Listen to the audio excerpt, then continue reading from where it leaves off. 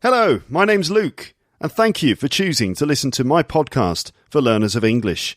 This is episode 601, and this podcast is made possible thanks to donations from listeners and also thanks to support from my sponsors. The sponsor for this episode is Spoken. Spoken is an online company which specialises in teaching you English through messaging apps on your phone like WhatsApp or Line, Viber, WeChat, or Facebook Messenger, and more. It's a really convenient and cool way to get some English practice into your daily life. And we all know that daily practice, even just for a few minutes at a time, is essential for developing proper English skills. The instructors at Spoken are all trained and experienced teachers from the US and the UK. What happens is that after assessing your needs and level, your instructor will communicate with you via text, sending you a variety of adapted tasks, which include a mix of all the skills, including speaking, using the microphone on your phone. Okay, so you're sent tasks, you can just respond to those tasks in your own time whenever it's convenient for you. And Spoken have a great offer for you, and here it is. First, they're offering you a free 1-hour consultation in order to establish your English needs and level, and that's completely free and no strings attached, which means that you can take the consultation, get the feedback, and then just carry on your life as normal with no obligation to take things further if you choose. But if you want to purchase one of their learning plans, then you will get 20% off your first month of any of their plans at all. And that's just because you're a Lepster. To get all the details, just go to getspoken.com/LEP, getspoken.com/LEP. That's how you get those discounts and stuff. Or just click a Spoken logo on my website. You're listening to Luke's English Podcast. For more information, visit teacherluke.co.uk. Hello folks, this episode is called British Comedy, The Day-to-Day, and in this one we'll be looking at another classic bit of British TV comedy. First I'll tell you everything you need to know about the show, and then we'll listen to some clips and I'll explain the language for you. This time it's The Day-to-Day, which was originally broadcast on TV in the 1990s. 1994 to be exact. Yes, that's probably before some of you were even born. Imagine that. But we don't really care about whether this is old or brand new. It doesn't matter. I think good comedy always stands the test of time, and The Day-to-Day is no exception. It's still relevant and funny now, just like it was before. And in any case, I think it's part of the fabric of British culture now, just like many other classic bits of British TV comedy that we all grew up watching on TV. So what kind of programme is The Day-to-Day? Well, it's a surreal parody of news and current affairs TV programmes. A surreal parody. A parody is like a sort of a copy of something for sort of comedic purposes, copying something in a funny way. Surreal means kind of strange and absurd. So it's a kind of absurdist parody of news and TV programmes. It's a comedy version of the news, basically. So imagine the news like maybe the BBC 10 o'clock news, but with everything turned up to 11, everything exaggerated. It's more dramatic, more pompous, meaning sort of full of itself, self-important, more self-important, and much more ridiculous than the real news. I say much more ridiculous. It's only slightly more ridiculous. They've managed to kind of exaggerate certain elements which push it into ridiculous comedy. But The Day-to-Day isn't just an impressions show of people copying newsreaders. It had this amazing surreal twist to it, which made it so much more subversive. The show made fun of specifically of the self-important nature of TV news and used surrealism and absurdity under the guise of a news broadcast. Because the news always presents itself as being very important, very serious, very heavy, completely trustworthy, stern, authoritarian even. These days TV news has softened a bit, but not much. It still has this air of superiority, which I suppose is a necessary part of attempting to convey information in a factual, serious and balanced way. But TV news language, both oral and visual, has become a cliché. In fact, it had become a cliche back in the 90s, which makes it very ripe for making parody comedy. To give you an example of the kind of thing I'm talking about, here's an example of the opening of the BBC 9 o'clock news, which was, and still is, although now it's the 10 o'clock news, the flagship news programme for the BBC. So this is a sample of just the opening, I guess, 20 seconds or so of the BBC's 9 o'clock news from around the same time that the Day Today was being broadcast on TV.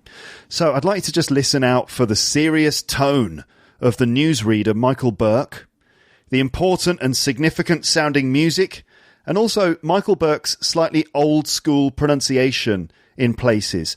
All of these things went into the Day Today. So let me just get the video up here, and then you can listen to this. Listen out for the headlines. One of them in particular sounds sort of very dramatic, and then the music, and also the way that Michael Burke speaks. Here on BBC One in half an hour, Harry Enfield. But first, the 9 o'clock news with Michael Burke.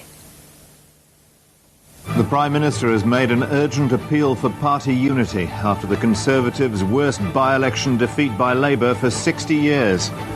Russian commanders have fallen out in Chechnya. One has said he won't fight civilians. And the Moors murderess Myra Hindley has been told she'll stay in jail until she dies.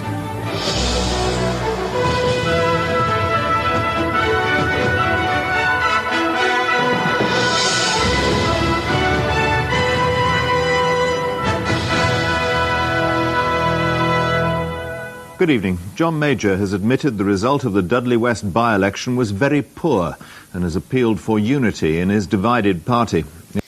What does he say? He has admitted that the result of the by-election was very poor. Very. That sort of little kind of tongue flap, that slightly rhotic R of very poor, which is very typical of the way that Michael Burke used to speak. Whenever he said Americans, he would say Americans, which is something now that I like to do with my brother. Whenever we say America or Americans, we have to say America or Americans, because it has this slightly patronising tone to it. So that was just a little sample of the BBC 9 o'clock news from the mid-90s. So the difference between the Day Today and other shows which have parodied the news was the surrealism. Basically, this meant taking a silly story and dealing with it in the most serious way possible. But there was more to it than that. The phrases used, the images created, and the slight sense of twisted insanity create this version of the news that's part Monty Python, part Peter Cook, and part some kind of high-tech dystopian vision of the future. This is absolutely a show that inspired Charlie Brooker to do work like Black Mirror. I don't know if you're familiar with Black Mirror. It's a series that you can see on Netflix, and it's all about sort of a twisted version of the future. Every episode has got some weird, twisted, dark edge to it. And I think something like The Day Today, another work by Chris Morris, who is the main guy behind this show, one of them anyway, that kind of work definitely inspired Charlie Brooker to do Black Mirror. And I know that for a fact. I've heard him talk about it in interviews. So that's the kind of thing. In fact, the creator of Black Mirror, Charlie Brooker, worked with Chris Morris, the main guy behind The Day Today. So for me, these things come from the same creative community, kind of clever, satirical, twisted, dark, and very funny comedy writing in the UK. The Day Today was broadcast at 9 p.m. on BBC Two, the same time as the national news on BBC One. So if you can imagine, you've got the real normal news on BBC One, and at exactly the same time on the next channel, you've got this weird, surreal, comedic version of the news. Apparently, some people mistakenly watched The Day Today thinking it was the real news and believed the stories, which you can totally understand because The Day Today looks and feels exactly like the news, the real news. So the parody of news tropes was spot on. It looked, sounded and smelt like news. The opening titles of the show captured that sense of drama, pomposity and urgency that you get from news programs. The set, you know, the place where the news is filmed, the set looked just right, but slightly darker, like all the colours were much darker. The different characters were weird and bizarre, but they perfectly captured the sorts of journalists or presenters that you could find on TV at the time, and in fact you still can really. Alan Partridge, who you might know from previous episodes of this podcast, I did a series last year about Alan Partridge, British comedy Alan Partridge, I believe it was called. So Alan Partridge made his first TV appearance on this show as the sports reporter with a chip on his shoulder who was always getting things wrong. Alan Partridge, of course, that character played by Steve Coogan. The language is a big part of it. The newsreaders speak in this kind of news dialect with a certain kind of intonation, complex sentences that go on too long, and mixed metaphors, as we will hear. So who wrote it and all that stuff? I need to kind of give credit to all the people behind this show and tell you their names and things. You might know some of them and some of the other work they've done. So I'll have a quick look at Wikipedia here. So, The Day-to-Day, British comedy, blah-de-blah. It was created by Armando Iannucci and Chris Morris and is an adaptation of the radio programme On the Hour, which was broadcast on BBC Radio 4 between 1991 and 1992 and was written by Morris, Iannucci, Stephen Wells, Andrew Clover, Stuart Lee, Richard Herring, David Quantick. So that was the radio show On the Hour, and that was the basis for The Day-to-Day. For The Day-to-Day, Peter Bainham, who was a writer for Alan Partridge, joined the writing team, and Lee and Herring were replaced by Graham Linehan and Arthur Matthews. The Day-to-Day was the television debut of Steve Coogan's Alan Partridge character. So that's basically who wrote it. Excellent performances by the cast, all of whom have gone on to do other great things. Chris Morris is a talent that people often forget about, but he was fearless, original, very clever, quite ruthless, and a bit sick as well. The perfect recipe for great British comedy, in my opinion. He went on to do another show called Brass Eye, which was similar to The Day-to-Day, but more extreme and controversial, and is a potential other episode for Luke's English podcast at some point in the future. Then various weird comedy projects by Chris Morris, like Blue Jam, an ambient mix album with subliminal sketch comedy going on at the same time. Then he became a film director, and he did the film Four Lions, which is about inept terrorists planning an attack in London. The film won various awards, as did The Day-to-Day, an award-winning comedy show. Armando Iannucci, the other creator, went on to make The Thick of It and In the Loop, which are political satires about life on Whitehall. And then he made Veep, which is the American equivalent, following the Vice President. He also directed a film called Death of Stalin, which you might have seen, and he's been involved in writing for Alan Partridge and other big projects. So that's Armando Iannucci. Other notable cast members are, of course, Steve Coogan, who went on to become successful as Alan Partridge, but has also starred in a few Hollywood movies and TV shows like The Trip and so on. All the other comedians on the show went on to do more great work. So you had people like Rebecca Front, Doon McKicken, Patrick Marber and David Schneider. A great cast. Other writers on the show were Graham Linehan and Arthur Matthews, who went on to create Father Ted, which is that show about a group of priests living on an island off Ireland. Hilarious programme. So the guys who wrote that also wrote for The Day-to-Day. And also Graham Linehan later created The IT Crowd and Black Books, two shows that you might well be aware of because they're very sort of well-known TV comedies. So one of the writers for The Day-to-Day created those shows as well. All right then, so enough already. Let's now listen to some clips which you can find on YouTube and which I have posted on the page for this episode with time codes to help you find the relevant clips. There are only 6 episodes of The Day-to-Day, but they're pretty packed with classic stuff. I've been through all 6 episodes and I've picked out some of my favourite moments to share with you. The plan is to play them, then break them down sentence by sentence to make sure you understand them 100% and hopefully get the jokes, although this show doesn't really use jokes per se, but in any sense, the aim is to help you understand and appreciate the humour and learn plenty of English in the process. You should, by the way, check out the page for this episode on the website because that is where you will find a transcript for a lot of it, certainly this introduction, and also lots of language notes and things, lots of details that will help you really get a grip on the language which you are going to hear in this episode. Also, all the episodes of The Day Today are on YouTube, so you could check them all out later if you like, or you could buy the excellent DVD box set from the BBC, which has various extra stuff in it. I own that, and I recommend it to you strongly. It's only £5 on Amazon. Other bookshops are available. That is the Day-to-Day DVD box set. I have played some clips of this show before and explained them for language. You might remember Alan Partridge's World Cup Countdown or his Sports Roundup. And there was also Peter O'Hanrahan, the economics correspondent, interviewing the Minister for Ships, if you remember that. And I think also that we had the interview with the woman raising money by selling jam at some point in the episode archive. But anyway, let's get into it. First, I want to play you just the opening titles of an episode, just for the music, really, because it sets the tone. And there are a few ridiculous headlines too. So with that sort of clip from BBC's 9 o'clock news in your head, let's now listen to the opening titles of the Day Today. And I've just got two questions. So I've got two. Hold on a second. I'm just writing something here in the show notes. Okay, so two questions. First one is, well, it's actually just one question. What are the three stories exactly? So you'll hear headlines. What exactly are the stories? And then also I'm going to describe the opening titles as we see them, because visually they're also very funny and very clever. So let me just line up the clip now, and then you can listen to it. Okay, we're ready. So listen out for the general tone. And the headlines are very, very strange and weird, and you might not understand them, but I will explain them in a second. Here is the opening few seconds, the opening titles of the Day Today. Here we go.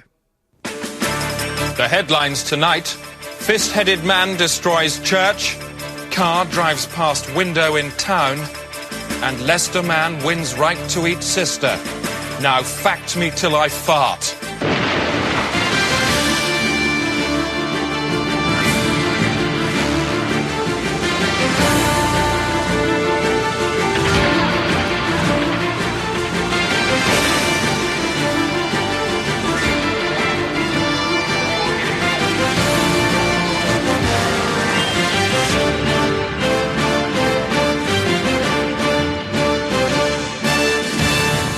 Coming up as stories in the programme, peace talks collapse as Serbs strap 400 monkeys to the back of Owen's Volvo. That does make it harder to reverse. Okay, right, that's just the opening titles. So the three stories, let's go through those first, and then I'll just kind of describe what you can see in the titles. So those headlines again. Remember also, as we look at newspaper headlines or news headlines, remember the way the grammar changes. I've talked about that on the podcast before. So the first story is this: fist-headed man destroys church. Fist-headed man destroys church. A fist, that's when you make your hand into a fist in order to punch something, right? That's your fist. So a fist-headed man destroys church. Presumably a man with a fist for a head. So he doesn't have a head, he's just got a big fist there. This man has presumably destroyed a church. You can perhaps imagine him headbutting the walls or something. Don't think about it too much, all right? It's supposed to be funny to hear such ridiculous things spoken in that voice using that register. Fist-headed man destroys church. And there's also an image of a wall with a big hole in it. The next story is car drives past window in town. Car drives past window in town. So this is obviously the most boring story ever. A car drove past a window in a town. And it's accompanied by a video of a car driving past a building. So that's car drives past window in town. And then we've got Leicester man wins right to eat sister. Leicester man. Leicester is a town in England. So a man from Leicester, Leicester man, wins right to eat sister. So presumably a man from Leicester has taken court action, like he's gone to the court to take action, to allow him to eat his sister. So you could imagine that this was a real story, maybe, if he wanted to maybe sort of like marry his sister or cousin, especially if he's from Leicester. But in this case, it's to eat his sister. So Leicester man wins right to eat sister. And then, of course, you hear Chris Morris goes, "Those are the headlines. Now fact me till I fart," which is a line that has brought a lot of joy to me over the years. Those are the headlines. Now fact me till I fart. Fact me, meaning give me facts until I fart, which obviously has a very clear, rude, suggestive innuendo to it. Fact me till I fart. But it somehow does. It seems appropriate to that tone of the news. This is the news. Now fact me till I fart. Let me just go through the opening titles again to describe what you can see. Okay. You'll find this video on the page for the episode. Car drives past window in town, and Leicester man wins right to eat sister. Now fact me till I fart. Okay, so there are a lot of explosions and huge globes emerging from a kind of primordial soup of news. So there's like this digital, I don't know how to describe it really, like a melange of different pictures and things in the background, images, and out of this soup emerge these huge globes, and each globe has got a different theme to it. So there's like, what's the first globe? There's the globe itself, the Earth comes flying out. And another there's two Earths that come flying out, okay, with an image of like some sort of terrorist in the background or something. And I guess that's an environment globe, because the globe is all sort of in infrared vision. And there's a picture of Boris Yeltsin in the background, like holding out a big machine gun. And then there's a big, like, I don't know what that is, but it's a huge spiky ball surrounded by like a metal mesh of the Earth. And I suppose this represents like security or policing or technology or something. But this big spiky blue metal ball in a mesh globe with images of like the police clashing with protesters in a very violent way. And then there's another globe that comes out, and it's like a huge coin. It's like a pound coin in the shape of a globe, so that's obviously the business or finance news. And then there's a sports ball that comes out, like a football, comes flying out with images of like snooker in the background. And then the final globe that comes out is covered in like TV images of newsreaders, and then the graphics go completely bonkers, and the titles, the day-to-day, hit the screen hard with like the globe sort of opens out into a sort of different shape, and then it flips round, and that inverts, and then light comes flying in, and then the day-to-day appears on the screen.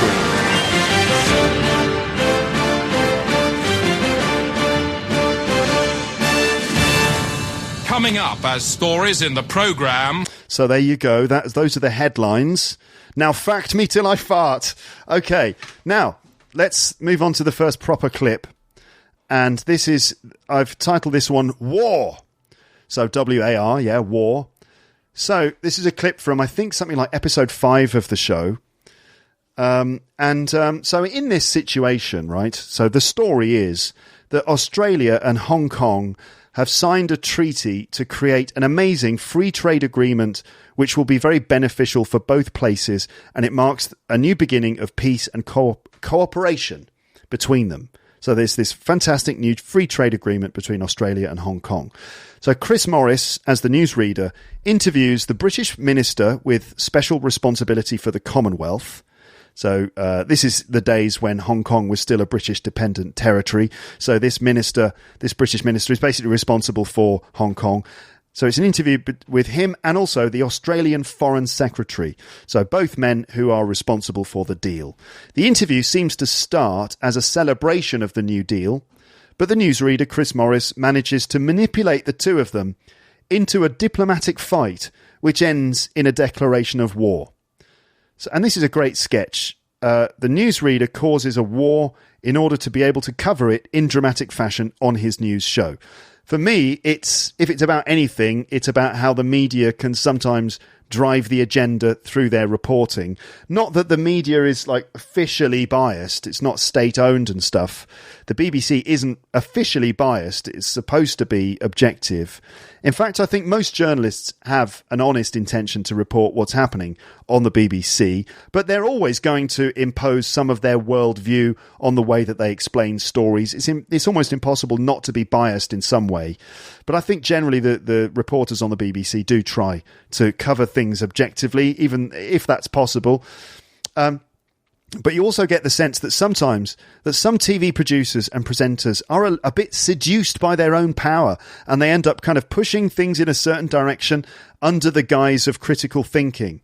Also, perhaps news programs thrive on creating drama, and reporting on a war is somehow the dream of many broadcast journalists. Or at least it seems like that, because war correspondents have this air of action and adventure which borders on being romantic, and the efficient and lively way that broadcasters deal with stories of war makes it seem like they're enjoying it somehow. There's precise technical information, reporters in the middle of the action, and loads of dramatic music, graphics and images. So let's listen to this sketch, which is about 4 minutes long.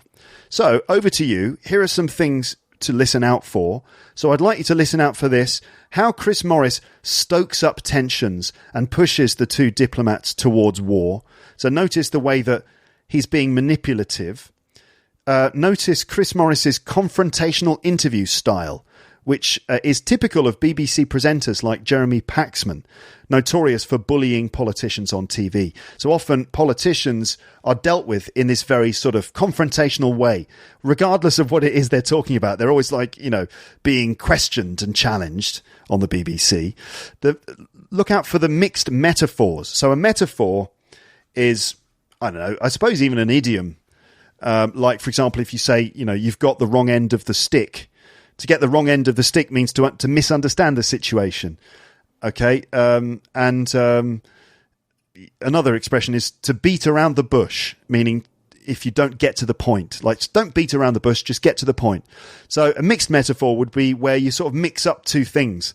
Like, for example, you've grabbed the wrong end of the bush, or you've grabbed the wrong end of the stick and you're beating around the bush with it, or you're beating around with the wrong end of the stick. Mixed metaphors like that. So, for example, in this clip, you're going to hear this one.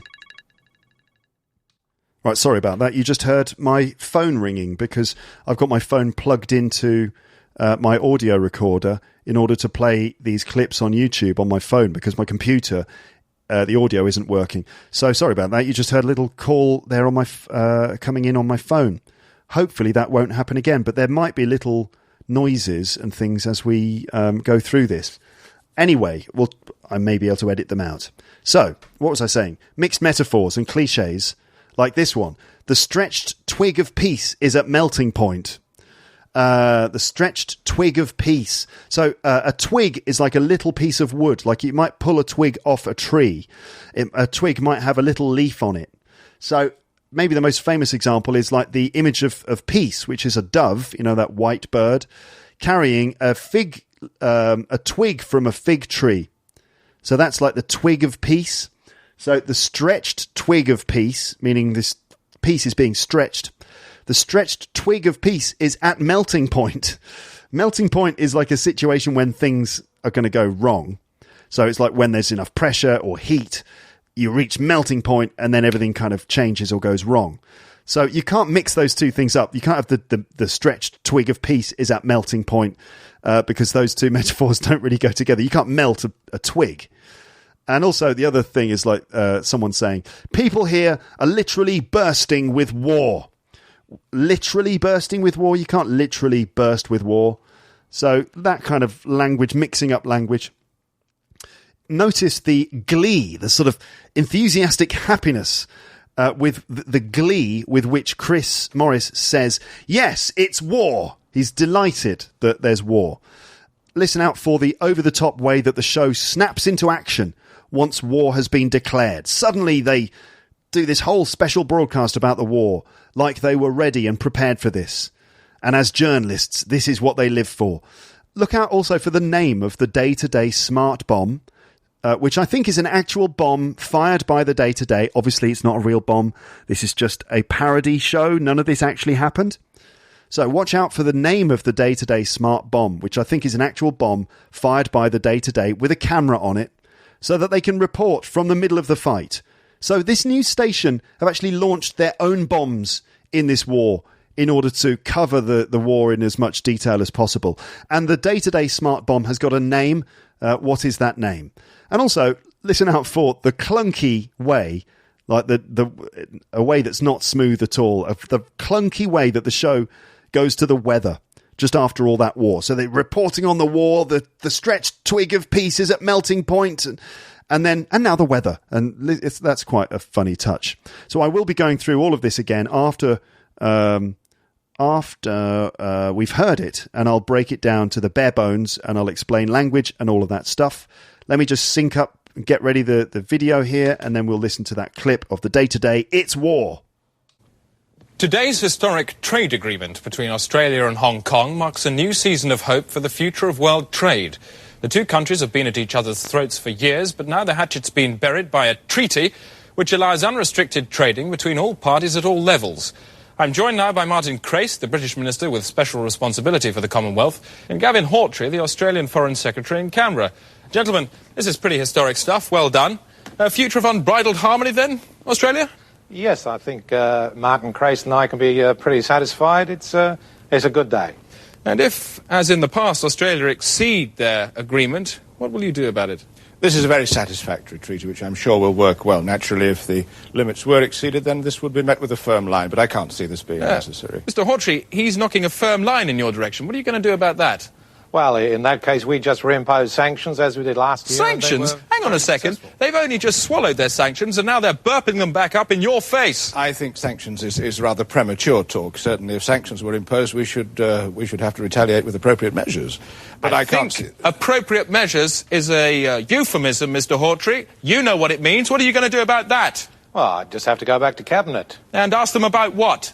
Well, I don't know. Maybe it's a matter for the military. The military? I think military measures is totally inappropriate reaction, and I think this is way, way over the top. Sounds like you're being inappropriate, are you? Of course I'm not being inappropriate, but Martin Crace knows that full well. This is the sort of misunderstanding that I thought we'd laid to rest during our negotiating period. Misunderstanding it certainly is. It's certainly not a treaty, is it? You're both at each other's throats. You're backing yourselves up with arms. What are you going to do about it? Mr. Hawtrey, let me give you a hint. Bang! What are you asking me to say? You know damn well what I'm asking you to say. You're putting yourself in a situation of armed conflict. What are you plunging yourself into? You'd like me to say it? I want you to say it, yes. You want the word? The word. I will not flinch. You will not flinch from? War. War. Gentlemen, I'll put you on hold. If fighting did break out, it will probably occur in Eastmanstown in the Upper Cataracts on the Australia-Hong Kong border. Our reporter Donald Bethlehem is there now. Donald, what's the atmosphere like? Tension here is very high, Chris. The stretched twig of peace is at melting point. People here are literally bursting with war. This is very much a country that's going to blow up in its face. Well, gentlemen, it seems you have little option now but to declare war immediately. Well, this is quite impossible. I couldn't take such a decision without referring to my superior, Chris Patton. He's in Hong Kong. Good, because he's on the line now via satellite. Mr. Patton, what do you think of the idea of a war now? I'll take that as a yes. Very well, it's war. War it is. That's it, Chris. It's war. War has broken out. This is war. That's it. Yes, it's war. From now on, the day-to-day will be providing the most immediate coverage of any war ever fought. On the front line and in your face, Donald Bethlehem. Standing by, Douglas Hurd. The day-to-day smart bombs have nose-mounted cameras. This is Smart Bomb Stephen, and that is Susanna Gekalois. I'll be reporting from inside the fight. Like some crazy Trojan. And keeping an eye on everything that's going on out there at the day-to-day news pipe, Douglas Trox. Chris. But first, the weather from Sylvester Stewart. And now the weather, starting in the southeast, where the sun should plop through after a dull start, a bit like having your hand sewn back on after a farming accident. Okay, so there you go. Oh my goodness, I swear it never gets boring. I just always love watching this, no matter how many times. Okay then, so we're going to go through that again. Have I got enough battery on my phone? Yes, I do. Let's go through that again. I did ask you some questions at the beginning. So what were the things? So, well, yeah, the one question was like, what's the name of the smart bomb? The smart bomb's name is Stephen, which is a great name for a smart bomb, don't you think? Smart bomb Stephen. Okay, let's go through this again and see if I can break it down for you. Here we go. It's difficult to do this on my phone because I can't tap backwards and forwards as easily. For the future of world trade. Okay. The two countries have been at each other's throats for years, but now the hatchet's been buried by a... The two countries have been at each other's throats. So if you're at someone's throat, or if two people are at each other's throats, it means that they are, in conflict, arguing, like really strongly arguing with each other and hating each other. Having fights. The two countries have been at each other's throats, but they've buried the hatchet. Hatchet is, I guess, like an axe, a kind of like a weapon. And if you bury the hatchet, this is an expression that means that you've agreed to make peace. So two people are fighting, they're at each other's throats, but then eventually they bury the hatchet and they agree not to fight anymore. So Australia and Hong Kong have buried the hatchet. A treaty which allows unrestricted trading between all parties at all levels. I'm joined now by Martin Crace, the British Minister with special responsibility for the Commonwealth, and Gavin Hawtrey, the Australian Foreign Secretary in Canberra. Gentlemen, this is pretty historic stuff. Well done. A future of unbridled harmony then, Australia? Yes, I think Martin Crace and I can be pretty satisfied. It's a good day. So far, so good, right? I think you probably understand these bits. Let's carry on. And if, as in the past, Australia exceed their agreement, what will you do about it? This is a very satisfactory treaty, which I'm sure will work well. Naturally, if the limits were exceeded, then this would be met with a firm line, but I can't see this being necessary. If the limits were exceeded, this would be met with a firm line. To be met with a firm line, that means that, they would take a firm line, which is basically take a strong position on it. Take a firm line, take a strong position. So if Australia exceeded its limits, they would take a firm line. Sorry. Mr. Hawtrey, he's knocking a firm line in your direction. What are you going to do about that? Well, in that case, we just reimpose sanctions as we did last year. Sanctions? In that case, we just reimpose sanctions as we did last year. So sanctions... So to put sanctions on a country, economic sanctions are basically commercial and financial penalties applied by one or more countries against a targeted self-governing state, group or individual, it says here on the internet, on Wikipedia. Economic sanctions may include various forms of trade barriers, tariffs and restrictions on financial transactions. So it's basically a form of economic war where you maybe block trade with the country or limit the amount of stuff that they can get. If a group of countries impose sanctions, I mean, it's like a way of imposing strong measures, not actual conflict, but it's sort of like economic war. Okay. So that's what Australia would do if Britain took a firm line with them. Hang on a second. They've only just swallowed their sanctions and now they're burping them back up in your face. They've just swallowed their sanctions. They've just swallowed their sanctions and now they're burping them back up in your face. Nice language. I think sanctions is rather premature talk. Certainly, if sanctions were imposed, we should have to retaliate with appropriate measures. If sanctions were imposed, we should have to retaliate, like strike back. We should have to retaliate with appropriate measures. Measures, very nice word. Measures meaning things that you do, decisions that you take, extreme measures. But I can't think appropriate measures is a euphemism, Mr. Hawtrey. You know what it means. What are you going to do about that? Well, just the way he says, what are you going to do about that? Which sounds exactly like Jeremy Paxman. Just have to go back to Cabinet. And ask them about what? Well, I don't know. Maybe it's a matter for the military. The military? I think military measures is totally inappropriate reaction, and I think this is way, way over the top. Sounds like you're being inappropriate, are you? Sounds like you're being inappropriate, are you? Just that tone... It's so reminiscent of people like Jeremy Paxman. Of course I'm not being inappropriate, but Martin Crace knows that full well. This is the sort of misunderstanding that I thought we'd laid to rest during our negotiating period. This is the sort of misunderstanding I thought we'd laid to rest during our negotiation period. If you lay something to rest, basically, you lie it down and leave it. You leave it. It's a bit like burying the hatchet. You lay something to rest. You lay your grievance to rest. Put it down on the ground. Let it lie. Okay. Misunderstanding it certainly is. It's certainly not a treaty, is it? You're both at each other's throats. You're backing yourselves up with arms. What are you going to do about it? Mr. Hawtrey, let me give you a hint. Bang! Let me give you a hint. Bang! What are you asking me to say? You know damn well what I'm asking you to say.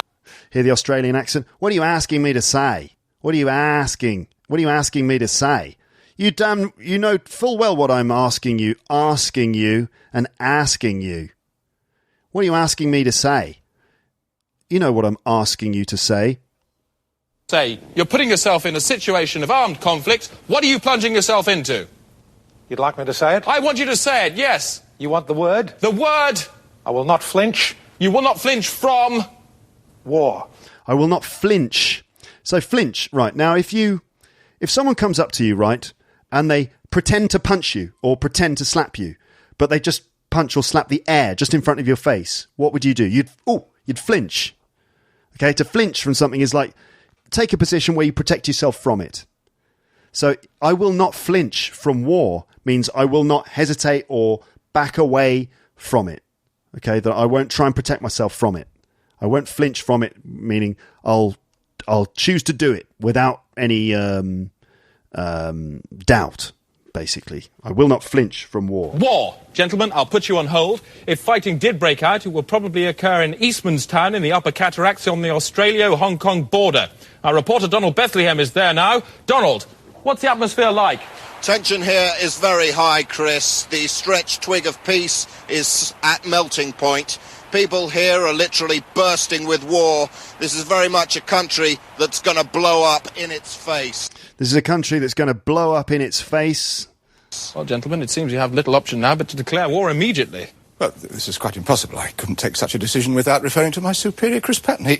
So he's saying I couldn't take such a decision without talking to my superior, Chris Patton, who was the guy in charge of Hong Kong at the time. And then on the show, they've got like a video footage of Chris Patton sort of quietly nodding.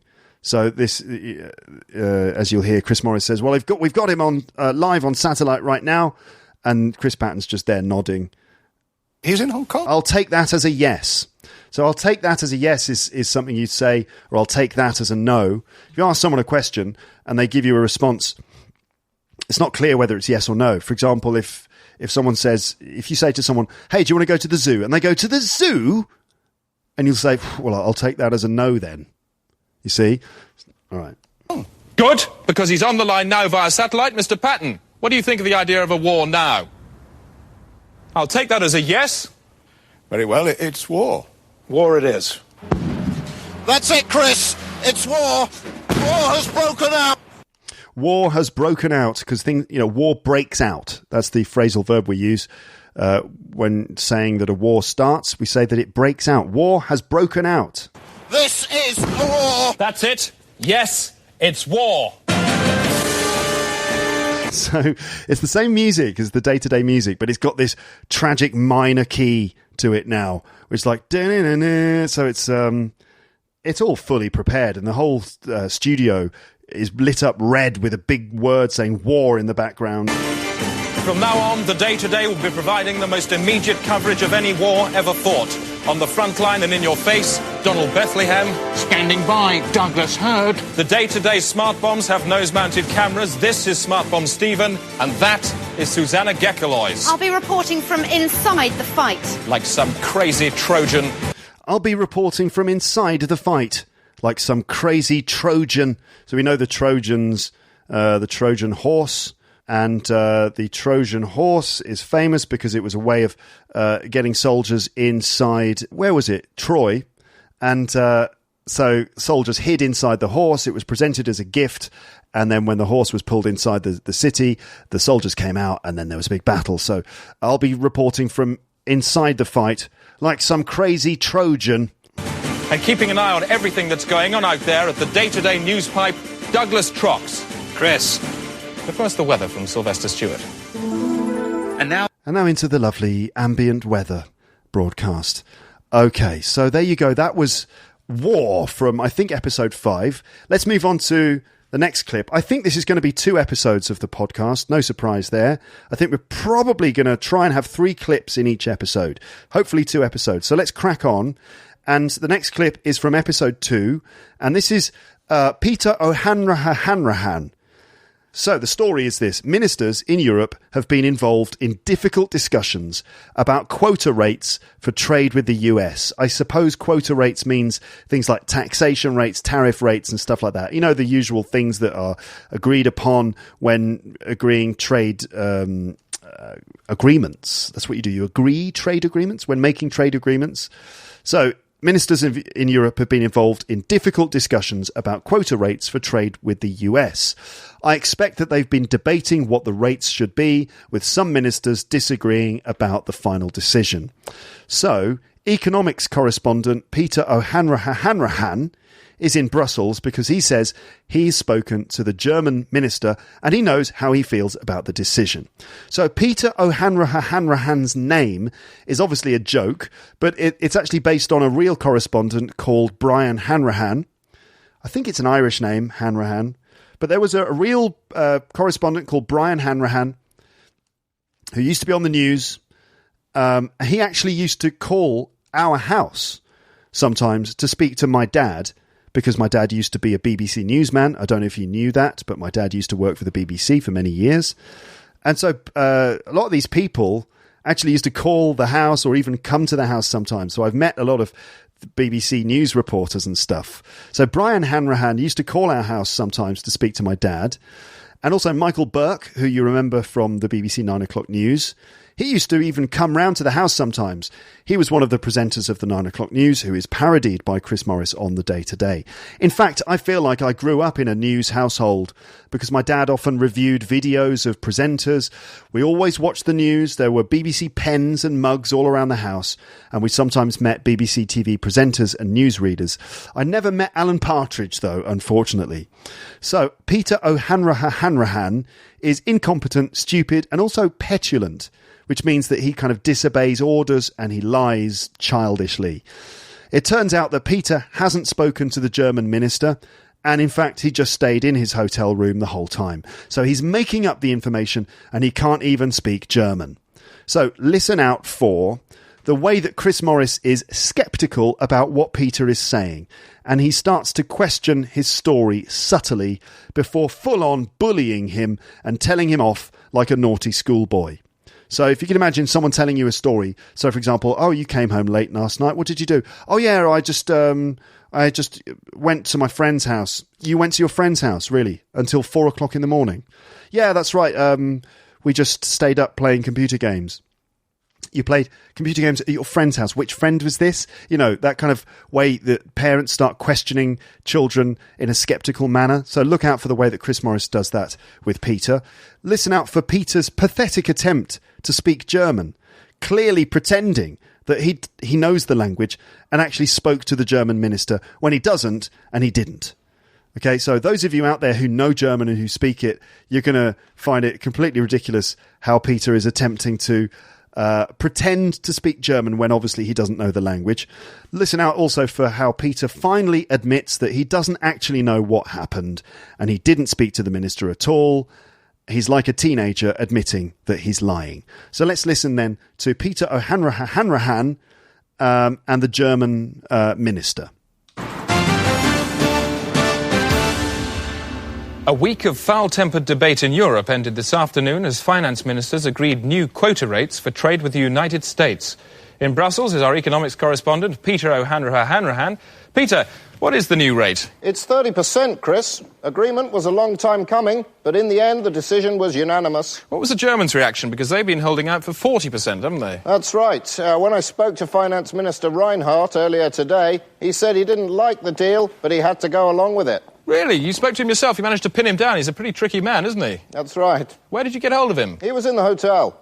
And you conducted a conversation with him about the quota rates? That's right. He said he didn't like it, but he had to go along with it. What language did you conduct this conversation in, Peter? German. You spoke to him about the technicalities of the deal in German? Yes. So what's the German for 30%? 30%. 30%. Yes. And what about that quote you attributed to him? I don't like it, but I'll have to go along with it. That's what he said. How did he say it? I don't like it, but I'll have to go along with it. In German, how did he say it? Ich nichten lichten. Presumably you mean, rufen Sie ein Taxi bitte, sonst verpasse ich meinen Flug. Yes. No, you don't, Peter, because that means get me a taxi, I'm late for my plane. Now, I'm going to ask you a question. Did you speak to the German finance minister about the new deal this afternoon? No. And what was his reaction? I don't know. Peter, thank you. Environment. I love the way it just ends up with, Peter, thank you. Like he's satisfied that he's fully told him off. Okay, we're going to go through that again. Let me just rewind here on my phone, which is it's much more difficult to use this than it is to use my computer, but that's just what we're dealing with here. Okay. States. In Brussels is our economics correspondent, Peter O'Hanrahan. Peter, what is the new rate? It's 30%, Chris. I don't think I need to explain most of it. I think this is probably pretty clear, don't you think? Agreement was a long time coming, but in the end the decision was unanimous. What was the Germans' reaction? Because they've been holding out for 40%, haven't they? They've been holding out for 40%, like waiting, holding on, holding out for something. Because something's coming and you're waiting patiently for it. We've been holding out for 40%. That's right. When I spoke to Finance Minister Reinhardt earlier today, he said he didn't like the deal, but he had to go along with it. Really? You spoke to him yourself? You managed to pin him down? He's a pretty tricky man, isn't he? You managed to pin him down. If you pin someone down, it means you find them in one particular place. You manage to get hold of them. So if someone is like difficult to find, or if they're unavailable, they're moving around a lot. Like you can imagine someone like a businessman or something who's moving around a lot, doing lots of things in different places. You're trying to find that person to speak to them. You're trying to pin them down, like get them to stay in one place just so you can talk to them. I'm trying to pin him down. I've been trying to pin you down for ages. He's difficult to pin. It's difficult to pin him down. That's right. Where did you get hold of him? He was in the hotel. And you conducted a conversation with him about the quota rates? That's right. He said he didn't like it, but he had to go along with it. What language did you conduct this conversation in, Peter? German. You spoke to him about the technicalities of the deal in German? Yes. So what's the German for 30%? Trenta%. Trenta%. Oh, my God. 30%. Yes. And what about that quote you attributed to him? I don't like it, but I'll have to go along with it. That's what he said. How did he say it? I don't like it, but I'll have to go along with it. So this is where Chris Morris says something in German. I don't know if you speak German. I don't know what Chris Morris's German is like. But anyway, he says, what is it? Order me a taxi, I'm late for my plane. In German, how did he say it? Ich nichten lichten.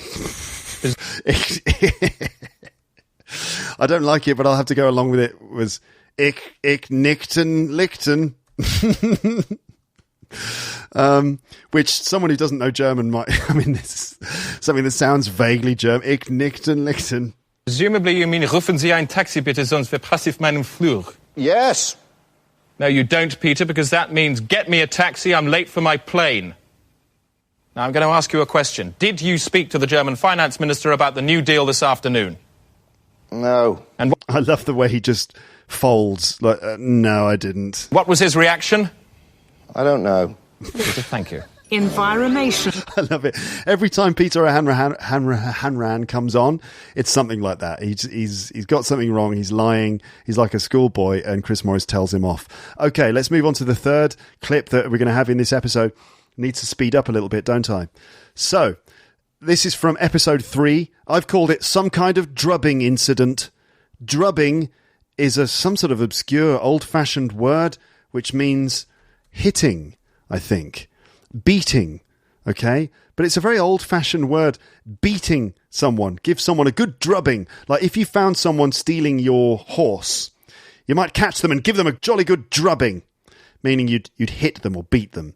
So this sketch is called... Oh, that's the door. Hold on. Wait, that's not the name of the sketch. It's not called... Oh, there's the door. I just had to pause and unpause the podcast there. I don't know if you noticed. Did you hear the sound of the intercom? So I had to just let someone in to deliver a package. Whew, slightly out of breath now. I've been going up and down stairs. So anyway, sorry for that interruption. Lots of interruptions in this podcast episode today. Phone calls, people arriving at the door.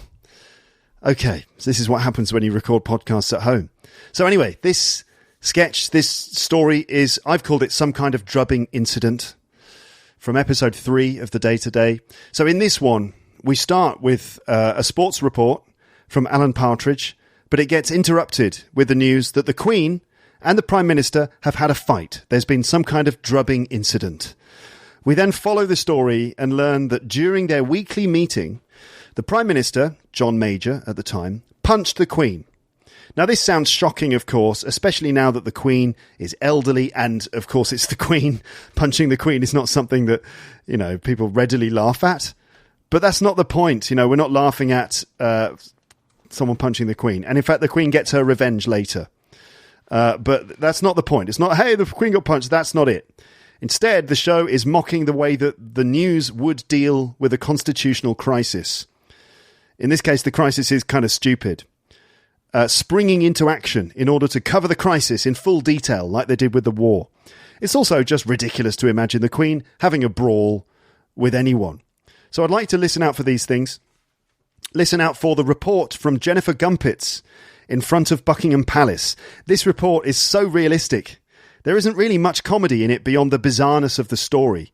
It's just a perfect little parody of a report from a correspondent. If you didn't know the show was a comedy show, you would think it was a real report, definitely. It's so realistic. And then look out for this quote. And as a result of that broadcast, the crisis has deepened dramatically. As a result of the broadcast, the crisis has deepened dramatically. So the news actually makes the situation worse by broadcasting footage of the fight. And then they start reporting on that too. So the news, reporting the footage, makes the crisis much worse, and then they start reporting on how the crisis is even worse now, as a result of that broadcast. These are little things that you don't notice, maybe at first. Listen out for Spartacus Mills, who is the history expert, and Chris Morris says, can you sum it up in a word? Meaning, can you summarise the situation in a word? Can you sum it up in a word? No. A sound? What is the sound that Spartacus uses to sum up the situation? What sound does Spartacus use to sum up this situation? And listen out for the special broadcast, which was pre-recorded and designed to be played at times of crisis. So imagine there's a crisis in the country. They might show some special little video montage as a way of basically saying to people, this is Britain and everything is all right. It's okay. It's fine. And it's filled with proud patriotic sentiments. The irony, for me, is that this kind of thing, this kind of patriotic bit of British propaganda to tell people everything's okay, this is the kind of thing that's either, A, in fact needed now in order to make British people feel that everything's fine, or it's the sort of thing that would be used by the Leave campaign, like the Brexit Party, to convince people to vote Brexit. So what's the solution to the crisis which has been agreed by both sides then at the end? Okay, see if you can hold those things in mind. Let me just get the video ready, and then we'll listen to some kind of drubbing incident.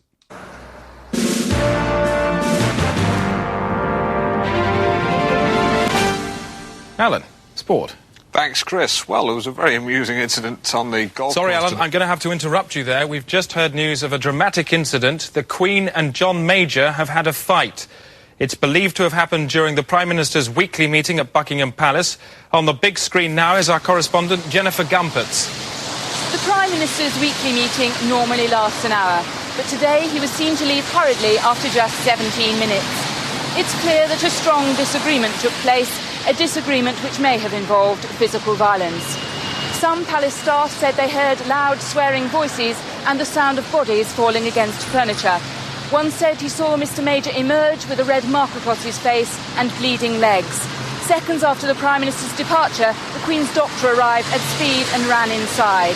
Neither the Palace nor Downing Street have issued an official statement so far.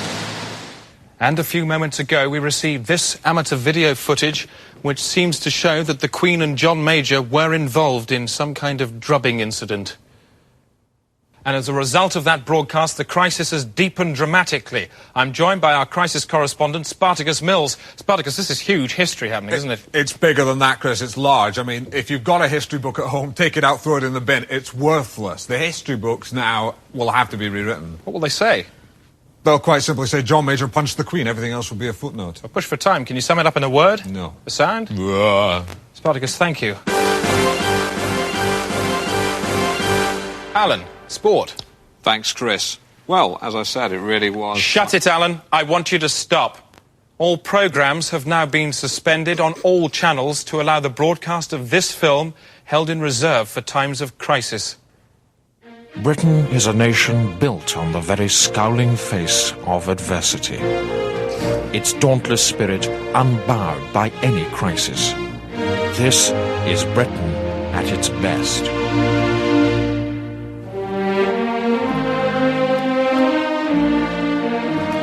Okay, so what we got here is a montage of like images of scenes that are supposed to make us proud. There's a police officer dancing in the street, smoking a big spliff.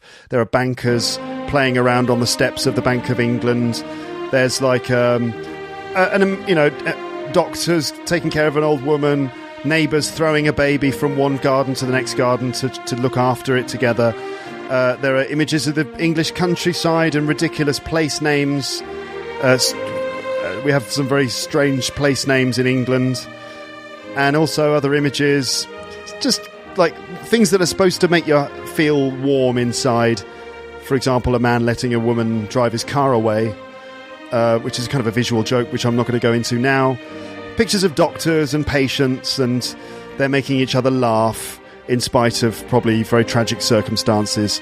A man standing in the countryside, he's got a cigarette, he doesn't have a lighter, looking for a lighter, and a gang of children arrive and they've all got cigarette lighters, and they help him light his cigarette. The bankers are still playing on the steps of the Bank of England, and their boss comes out and... This is Britain. Oh. And in this... Hold on. So the bankers basically all go back inside, and then the voiceover continues.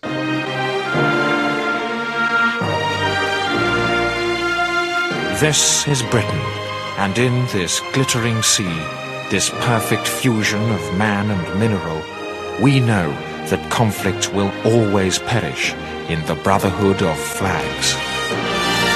This is Britain, and everything's all right. Everything's all right. It's okay. It's fine.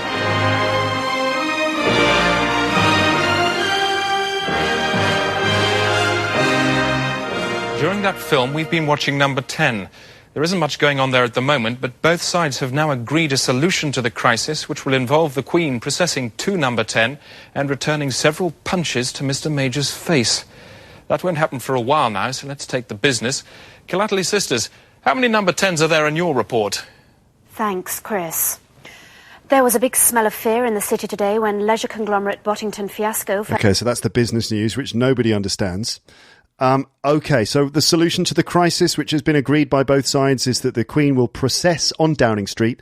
So she's going to do a big procession to Downing Street where she will deliver several punches to Mr. Major's face in retaliation. Let me go through that clip again then in order to clarify and perhaps teach some bits of language as we go. Just rewinding here, rewinding.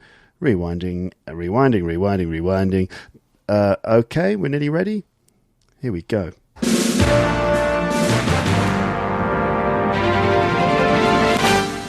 Alan, sport. Thanks, Chris. Well, there was a very amusing incident on the golf course. Sorry, Alan, I'm going to have to interrupt you there. We've just heard news of a dramatic incident. The Queen and John Major have had a fight. It's believed to have happened during the Prime Minister's weekly meeting at Buckingham Palace. On the big screen now is our correspondent, Jennifer Gumpitz. So this report from Jennifer Gumpitz is, as I said, very realistic, but there are a couple of little touches which are ridiculous. Like, what is it? So a palace staff said that they saw Mr. Major emerging with a red mark across his face and bleeding legs. Somehow that such specific injuries make you kind of wonder what kind of fight they had. So he emerged with a red mark across his face and bleeding legs. So what did she do? She kicked him in the legs? The Prime Minister's weekly meeting normally lasts an hour, but today he was seen to leave hurriedly after just 17 minutes. He was seen to leave hurriedly. So to be in a hurry, if you're hurrying somewhere, if you're in a rush, or if you're perhaps rushing somewhere, you could do something hurriedly. Hurriedly. Hurriedly. Okay. So he had to leave in a hurry. He had to leave hurriedly. It's clear that a strong disagreement took place, a disagreement which may have involved physical violence. Some palace staff said they heard loud swearing voices and the sound of bodies falling against furniture. I love that. Some palace staff said they heard loud swearing voices. So, but I guess the Queen and the PM were not just fighting, they were swearing at each other. You you know, that kind of thing. And the sound of bodies falling against furniture. One said he saw Mr. Major emerge with a red mark across his face and bleeding legs. Seconds after the Prime Minister's departure, the Queen's doctor arrived at speed and ran inside. Neither the Palace nor Downing Street have issued an official statement so far. Nice bit of English. Neither the Palace nor Downing Street have issued an official statement so far. There's your neither nor. Neither the Palace nor Downing Street have issued a statement so far. Nice bit of inversion there, don't you think? Oh yeah, lovely bit of inversion. And a few moments ago, we received this amateur video footage, which seems to show that the Queen and John Major were involved in some kind of drubbing incident. So what you can see there is like shaky camcorder footage of a fight, but you can't really see what's going on. You can kind of see the window shaking around and some figures apparently struggling with each other. And as a result of that broadcast, the crisis has deepened dramatically. I'm joined by our crisis correspondent, Spartacus Mills. Spartacus, this is huge history happening, isn't it? It's bigger than that, Chris. It's large. I mean, don't worry, large doesn't necessarily mean bigger than big. This is just a stupid word joke. It's bigger than that, Chris. It's large. So actually big and large mean the same thing. If you've got a history book at home, take it out, throw it in the bin. It's worthless. The history books now will have to be rewritten.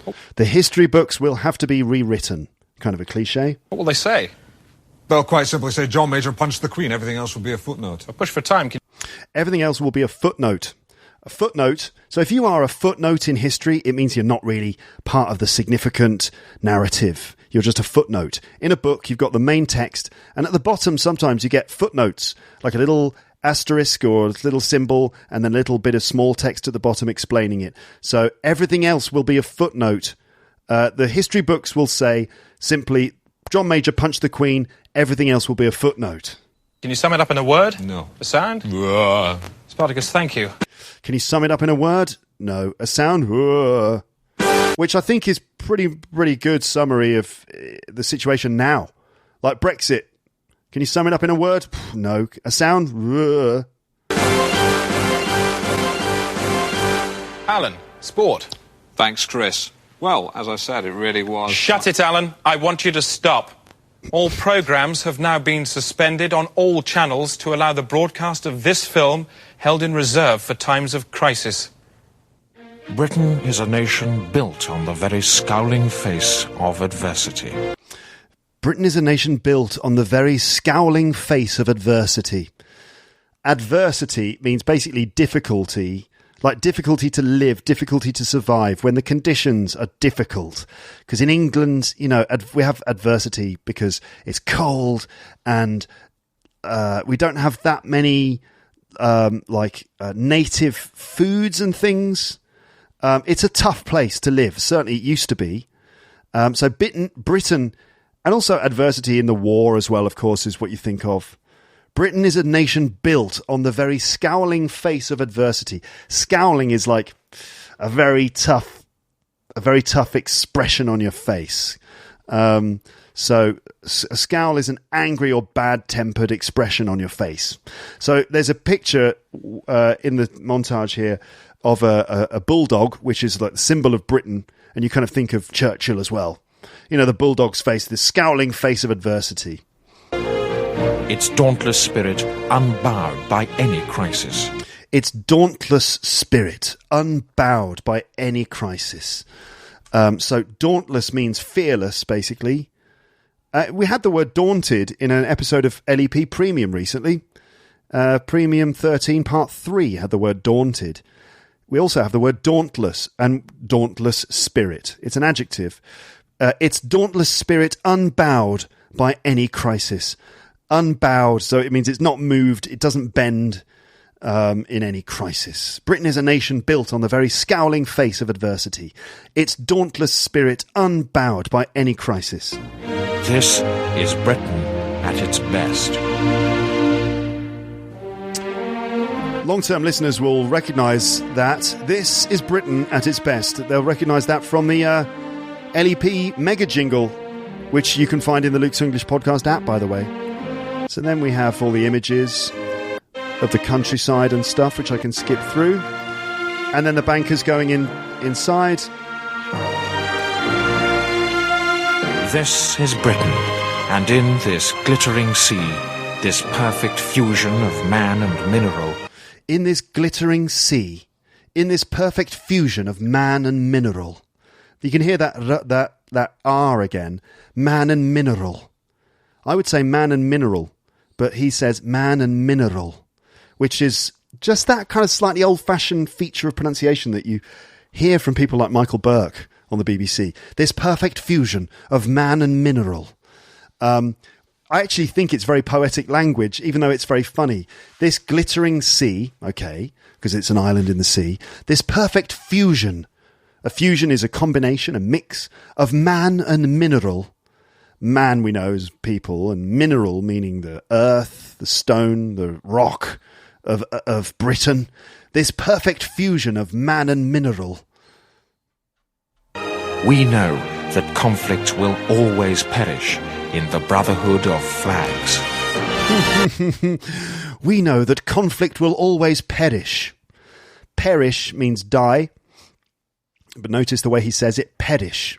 We know that all conflicts will perish in the brotherhood of flags. Which is another a funny way of referring to the UK. We are the brotherhood of flags. Because you've got England, Northern Ireland, Wales and Scotland all combined into the Union flag. So conflicts will always perish in the brotherhood of flags. This is Britain. And everything's all right. Everything's all right. It's okay. It's fine.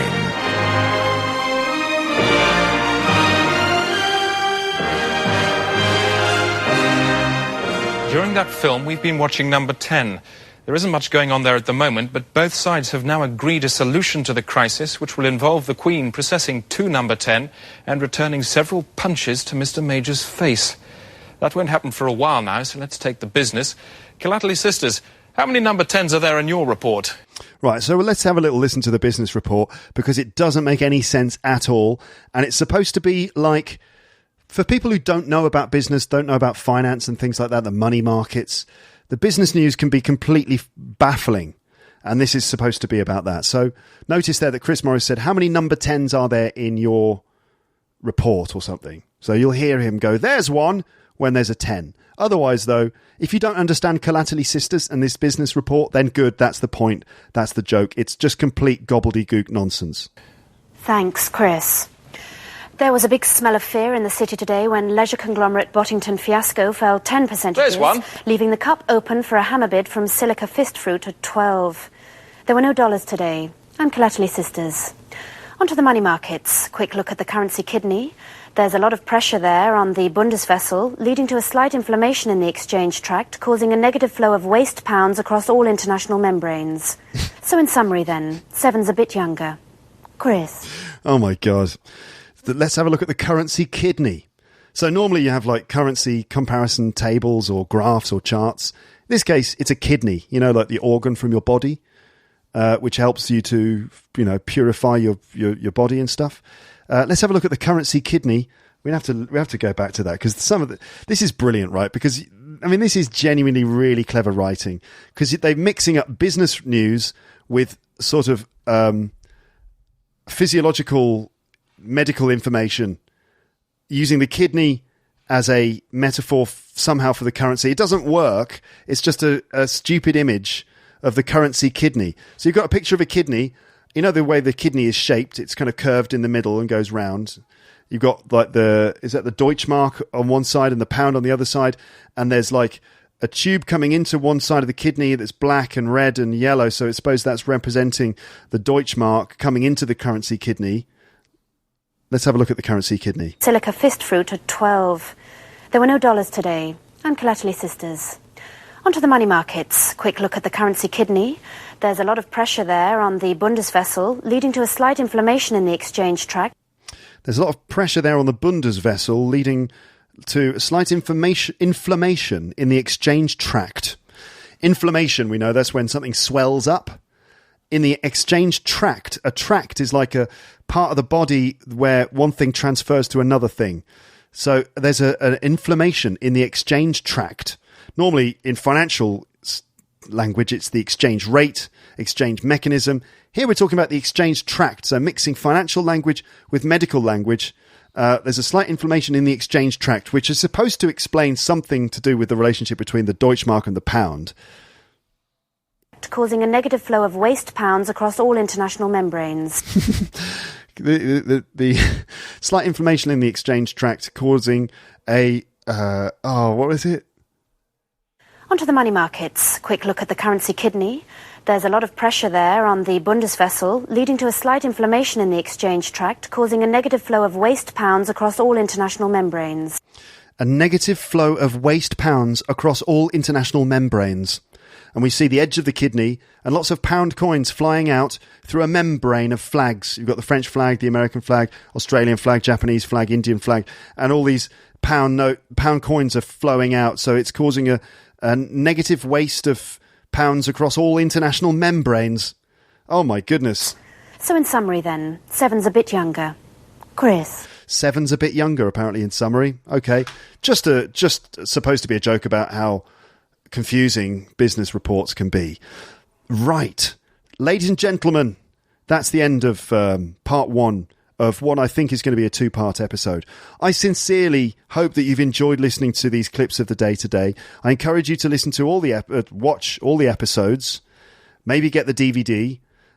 It's brilliant. Let me know in the comments section. As usual, I don't know what you're going to be thinking of these comedy episodes, because for me it's a bit of a risk, because I kind of think I'm just going to be explaining the humour away, dissecting the frog. Because, as we know, explaining a joke is like dissecting a frog. It's possible to learn something from it, but the frog dies in the process. So in the same case, I hope that the comedy hasn't died in the process of me explaining it here. Instead, on the contrary, I hope that you've enjoyed and appreciated what I consider to be genuinely really, really good comedy. Stay tuned for part two, which should be arriving soon. I look forward to reading your comments, though. Please do write your comments in the comments section. I would like to know what you think about all of this. Okay? Good. I look forward to reading them. But for now, it's just time for me to say goodbye. Bye. Bye. Bye. Bye. Bye. Bye.